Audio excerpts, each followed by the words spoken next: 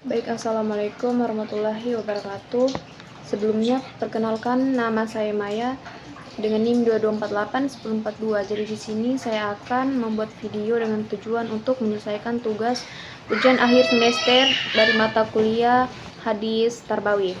Jadi di sini saya akan menjelaskan 5 hadis beserta maknanya. Untuk yang pertama, hadis Jibril, yang kedua hadis tentang evaluasi pendidikan, yang ketiga hadis tentang etika guru terhadap siswa, yang keempat hadis tentang etika siswa terhadap guru, dan yang terakhir hadis tentang pendidikan keluarga.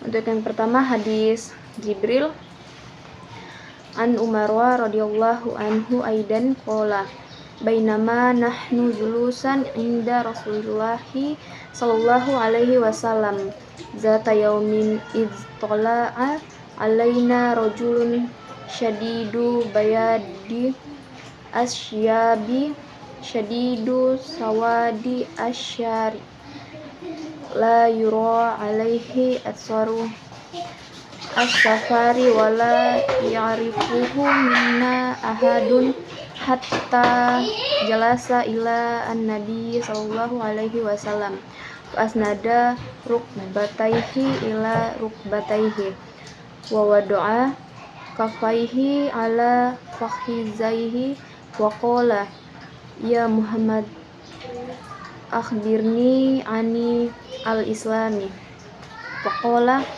Rasulullahi sallallahu alaihi wasallam al-islamu an tasyhada an la ilaha illallahu wa anna Muhammadan Rasulullahi wa tuqima as-salata wa tu'tiya az-zakata wa tasuma ramadana wa tahujja al-baita inni istata ilaihi sabilan qala sadaqta fa'ajibna lahu yas'alu wa yasfadikuhu qala fa'akbirni ani al-imani qala an tu'mina billahi wa malaikatihi wa kutubihi wa rusulihi wa al-yaumi al-akhiri wa tu'mina bil qadari khairi wa syarrihi qala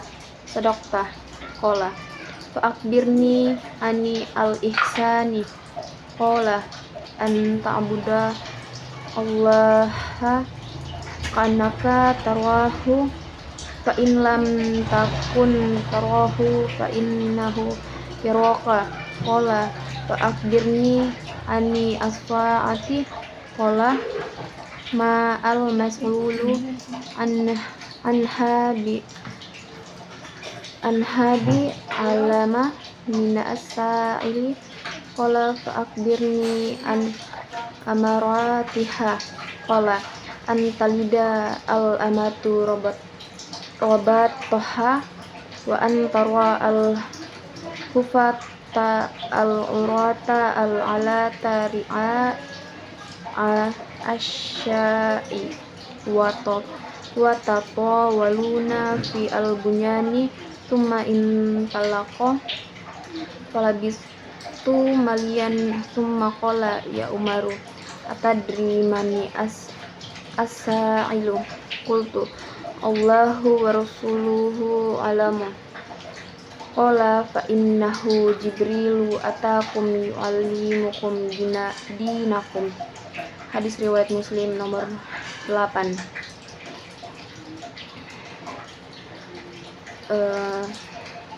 Umar bin Khattab radhiyallahu anhu berkata, suatu ketika kami para sahabat duduk di dekat Rasulullah sallallahu alaihi wasallam. Tiba-tiba muncul kepada kami seorang laki-laki mengenakan pakaian yang sangat putih dan rambutnya amat hitam. Tak terlihat padanya tanda-tanda bekas perjalanan dan tak ada seorang pun di antara kami yang mengenalnya. Ia segera duduk di hadapan Nabi, lalu lututnya disandarkan kepada lutut Nabi dan meletakkan kedua tangannya di atas kedua paha Nabi. Kemudian ia berkata, "Hai Muhammad, beritahukan kepadaku tentang Islam." Rasulullah sallallahu alaihi wasallam menjawab, Islam adalah engkau bersaksi tiada yang berhak diibadahi dengan benar melainkan hanya Allah, dan sesungguhnya Muhammad adalah Rasul Allah. Menegakkan sholat, menunaikan zakat, berpuasa di bulan Ramadan, dan engkau menunaikan haji ke Baitullah jika engkau telah mampu menunaikannya. Lelaki itu berkata, engkau benar. Maka kami heran. Ia yang bertanya, ia pula yang membenarkannya. Kemudian ia bertanya lagi, beritahukan kepadaku tentang iman. Nabi menjawab, iman adalah engkau beriman kepada Allah, malaikatnya, kitab-kitabnya, para rasulnya, hari akhir, dan beriman kepada takdir Allah yang baik dan yang buruk. Ia berkata, engkau benar. Dia bertanya lagi, beritahukan kepadaku tentang ihsan. Nabi Shallallahu Alaihi Wasallam menjawab, hendaklah engkau beribadah kepada Allah seakan-akan engkau melihatnya. Kalaupun engkau tidak melihatnya, sesungguhnya Dia melihatmu. Lelaki itu berkata lagi, beritahukan kepadaku kapan terjadi kiamat. Nabi menjawab, yang ditanya tidaklah lebih tahu daripada yang bertanya. Dia pun bertanya lagi, beritahukan kepadaku tentang tanda-tandanya. Kemudian Nabi menjawab, jika seorang budak wanita telah melahirkan tuannya, jika engkau melihat orang yang bertelanjang kaki tanpa memakai baju, pemiskin, serta pengembala kambing telah saling berlomba dalam mendirikan bangunan megah yang menjulang tinggi. Kemudian lelaki tersebut segera pergi. Aku pun terdiam sehingga Nabi bertanya kepadaku, wahai Umar, tahukah engkau siapa yang bertanya tadi? Aku menjawab, Allah dan Rasulnya lebih mengetahui. Beliau bersabda, dia adalah Jibril yang mengajarkan kalian tentang agama kalian. Hadis riwayat Muslim nomor 8. Jadi hadis ini menjelaskan makna yang sangat penting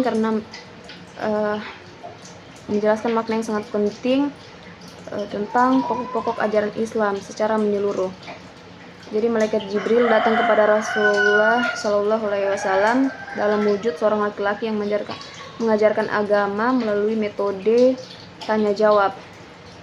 Dari hadis ini dapat dipahami bahwa agama Islam dibangun atas 3 pilar utama, yaitu Islam, yaitu amal ibadah lahiriah seperti syahadat, sholat, zakat, puasa, dan haji.